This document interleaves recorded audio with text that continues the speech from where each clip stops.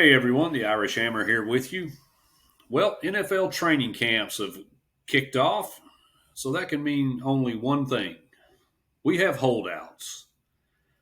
So, what better way to start looking at some of these high profile players than to start with the team that historically has been known to be cheap and not want to pay anybody, and that's the Cincinnati Bengals. We'll start with Jamar Stewart, their first round draft pick out of Texas A&M, the edge rusher. Well, Shamar decided that, I want to get some more signing bonus money. I want it to look more like what the players that have been drafted before me in the 17th spot in the first round got. And they're basically at, I guess kind of an impasse. So a lot of it about that guaranteed money and that structure of that contract, but also Mike Brown in his infinite wisdom has decided that he wants to create a precedent going forward that would allow teams to basically void guaranteed contracts for rookies. Shamar Stewart's made it clear he's not going to be the guinea pig for that process and is pretty hard set on not suiting up until he gets what he's looking for. Which brings us to Trey Hendrickson, our reigning NFL sack leader.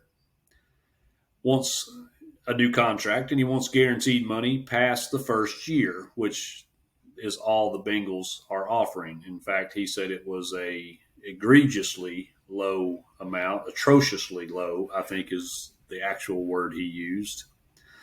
So they don't look like they are anywhere close to working out any kind of deal. And, as much flack as I give the Bengals and how they handle some of their contracts, this one makes a little bit of sense from the standpoint that Hendrickson does turn 31 in December. So he is, starting to be on the downhill slope of his career.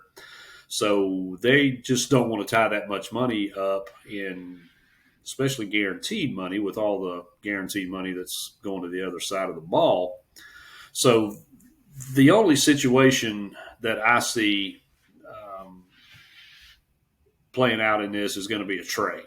The Bengals don't want to give him the money. Hendrickson doesn't want to back down. They're worlds apart in talks. So it looks like a trade might be the only thing that brings resolution to this, which, is kind of interesting because we have Stewart, who was drafted to replace Sam Hubbard, who retired. And now we have Trey Hendrickson holding out, wanting more money. Bengals defense is a mess, and they were god-awful bad last year. They were 27th in team defensive efficiency and, 17th, 18th in pass defense, and that's with Hendrickson on the field. What in the world is it going to look like without him on the field? Be a rough year in Cincinnati. Then we go down to Dallas, everybody's favorite owner, Jerry Jones. He could have got this deal done months ago, right? After the season, because their season ended early like it does most years. So he's had a long time to get this worked out. But, Jerry and his infinite negotiating wisdom waited until T.J. Watt and Myles Garrett just completely reset the market for edge rushers. So now it's going to cost them even more money to get Parsons signed away and happy. Man, honestly, this franchise is just doomed as long as Crazy Jerry's calling the shots. I understand that Stephen Jones does the agent negotiation part of the contract. But let's be honest, we all know who runs the show in Dallas.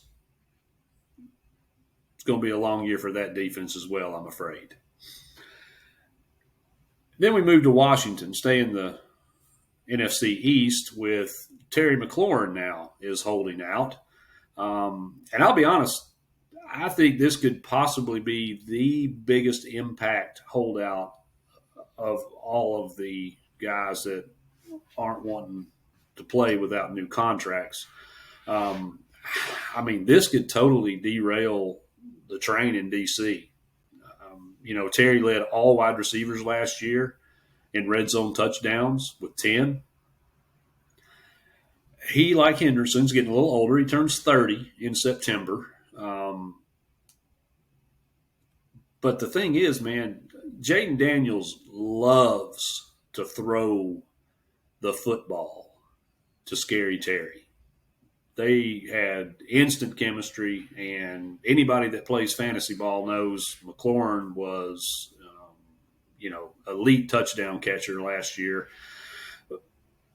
Debo's there, I understand, but this is the straw that stirs the drink in the pass game in Washington. So this one's going to be one you're going to want to pay attention to, both as a fan and also, fantasy, sports betting, best ball. This is pretty impactful across the sports landscape. So I'm really going to be watching this Terry McLaurin situation closely. Speaking of fantasy royalty, then we come to James Cook in Buffalo, who Cook actually is holding in. He is at practice, but his contract chatter is not taking a seat on the bench. He is still very vocal about it. He's made it very clear that he wants a new deal, wants to be, quote, paid what I'm worth. And, kind of like McLaurin, I feel like Cook's situation is pretty critical too. I know they have Ray Davis, who they drafted last year, but you look at what Cook did both in the running game and in the pass game last year, and Cook's a pretty critical part of this offense. So I feel like that deal is probably closer to getting done than some of the others. But again, definitely need to keep eyes on this as a Buffalo fan and also in the realm of fantasy football. And then lastly, we'll come to a player that's kind of near and dear to my heart, and that's Jauan Jennings, both because he's a former Tennessee Volunteer and Vol for life, but also he plays for my favorite NFL team, the San Francisco 49ers. So, like James Cook, he's at practice, but he's also been pretty vocal about wanting a new deal. In fact, there were some reports that he had insisted on either getting a new deal or getting traded.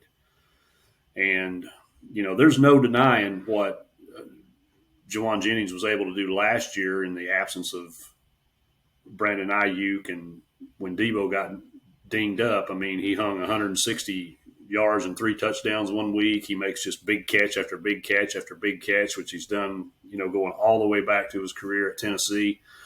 So, Jennings is a dog, we like to say.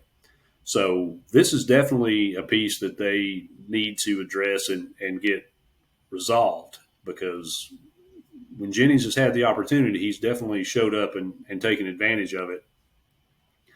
And when you look at the wide receiver room, basically they have Jennings, they have Ricky Pearsall, the second-year player now out of Florida. That's their 2 best options. I can promise you that Niner Nation does not want the hope of our season in the passing game to fall on Demarcus Robinson and Jordan Watkins, the 4th-round draft pick. So, some big-time players with some big-time contract hopes. A lot of these are going to have to get done. Otherwise, it's going to be some different looks for some of these teams. Just as a side note, Cortland Sutton, the wide receiver from Denver, has also expressed desire for a new contract. And I guess all of us would want more money. I don't think anybody would say, nah, I've got too much money. But it doesn't look like that's going to be a serious situation. In fact, I think Sean Payton even addressed it this week, saying that it would be taken care of and be handled, kind of downplayed it being an actual issue. And of course, we all know coach speak, but again, something just to kind of keep an ear to the ground on would be very beneficial for Cortland Sutton to be playing and be happy in Bo Nix's second run. So we'll keep an eye on this and report back as things develop. Interesting to see how this plays out in the coming weeks. Only about a week and a half away from our first game, that wonderful Hall of Fame game we all love. And then before you know it, we'll be through Labor Day and the NFL season will be upon us. Thanks a lot. Appreciate you watching. Till next time.